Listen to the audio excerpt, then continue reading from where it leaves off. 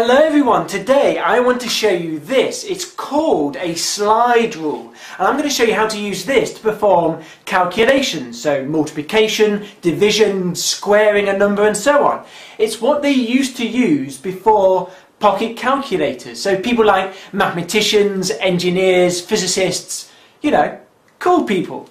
I'm going to show you how to use this, and then finally I'll show you why this worked. They were big in the 50s, but then again, so were rickets. So when you first see one of these, they look a bit baffling. They look a little bit like a ruler, except this bit here in the middle slides across. So hey, it's not just a clever name. If you look closer, you'll notice that the scales aren't uniform. So here, there's a large gap between the numbers 1 and 2, but there's only a small gap between the numbers 8 and 9. But how do I use this to multiply? So well, luckily we can ignore most of the scales here on the slide rule. The only ones we need to use are the scale here on the sliding part and the scale underneath it. So let's say I want to double a number. So what I'm going to do is I'm going to move the scale across so that the number 1 on the left hand side lines up with the number 2 underneath it. So I just slide that across, so now 1 becomes 2, and I've doubled it. But if I do that, the whole scale gets doubled. 2 becomes a 4, 3.2 becomes 6.4. So that's how I would multiply by 2. You slide it across so that it lines up with the number 2, and then the whole thing gets doubled. But the scales only go up to 10, so how do you do something bigger? What if I wanted to calculate 250 times 3. How would I use the slide rule to do that? You have to make all the numbers less than 10. And then you estimate the magnitude of the final answer at the end. So if I want to calculate 250 times 3, I can use the slide rule to work out 2.5 times 3. I can do that. I just slide the scale along so that the number 1 lines up with the 3. This triples the whole scale, and 2.5 times 3 is 7.5. If I want to know 250 times 3, well, that's just 100 times bigger. So the answer is 750.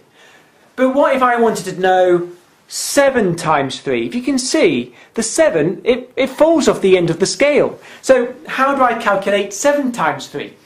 You use the right hand side of the sliding scale instead of the left hand side. So you move the right hand side across so that it lines up with the 3, and now 7 becomes 2.1. But the answer obviously isn't 2.1, the answer is 21. So you have to use your common sense. What if I wanted to do something a bit more complicated? What if I wanted to calculate 455 times 615. Well, I can use the slide rule to calculate 4.55 times 6.15, and I get the answer 2.8. But that's not the final answer. I need to calculate the final magnitude of that, which is...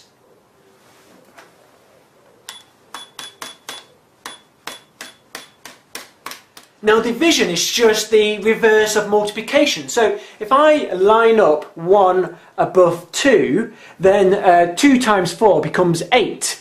And if I want to know 8 divided by 4, that's 2. It's just the reverse. Let's have a look at some of the other scales.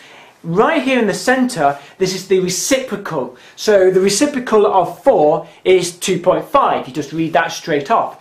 This scale here near the top is the square of the number. So 4 squared is 16.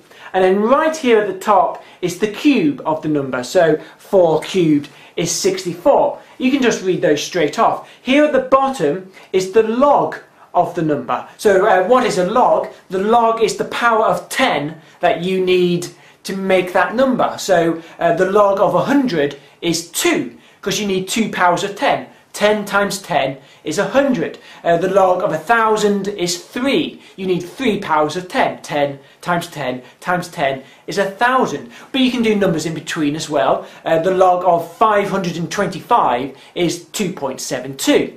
In fact, we're going to use logs to explain the secret of the slide rule.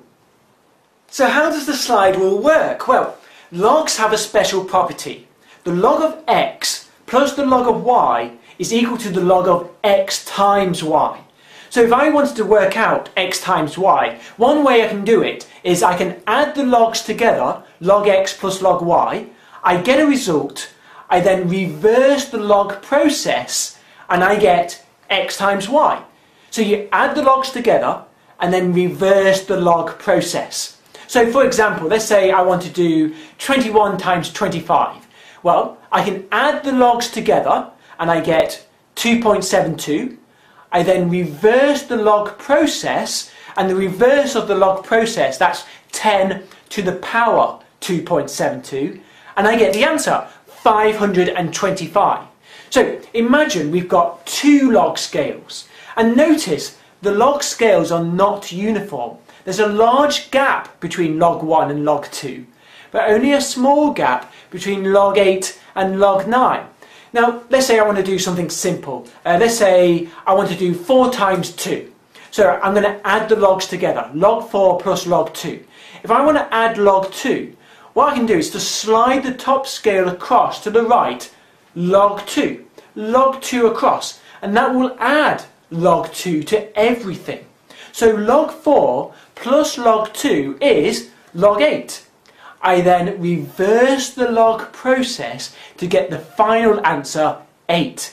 Now, the scales on the slide rule are designed to do that last step for you. So you don't have to do this reversing part of the process. You can just read the answer straight off. And that's how and why a slide rule works. So, well, if you have been, thanks for watching.